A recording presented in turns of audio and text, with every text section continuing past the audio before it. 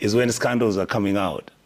How the government have signed agreements with foreign companies to own all our national airports. Senate did not look at it. National Assembly never discussed it. Nobody knows what is in the agreement. And this is the dysfunction of our state. That what you don't expect is what comes out every 2-3 days.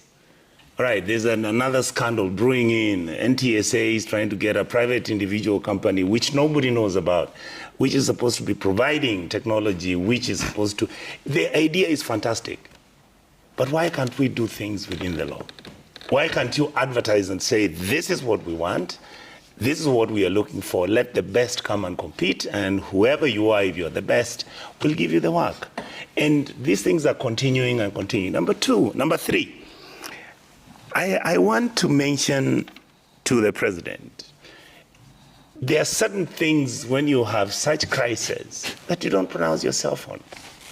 On conflict resolution, when you know that you are against the wall and when you know that there's an opportunity for you to engage with, for lack of a better term, your adversary or somebody who's disagreeing with you, you then don't go out there and say, if you don't stop asking me to do for you what you want, then you'll see.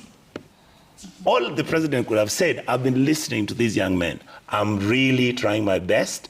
I'm working hard to make sure that I can engage them. There are offers, there are alternatives, there are challenges we are facing. These are the constraints that you're facing if you are unable to solve their problems. Number four, I don't think the government, and I understand this one completely, the government is not organized enough for it to come up with a narrative that is believable.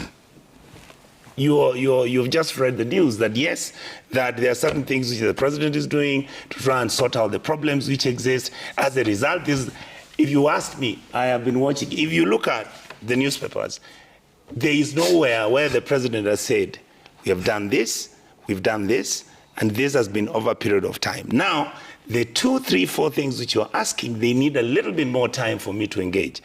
The other issue that brought out all this again, I think the Gen Zs were actually comfortable and relaxed that the president had dismissed his cabinet.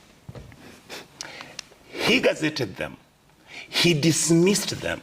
He didn't send them on vacation. He didn't say, I have asked my members of the cabinet to step aside, for example, which has happened before in our country. All right, I saw Honorable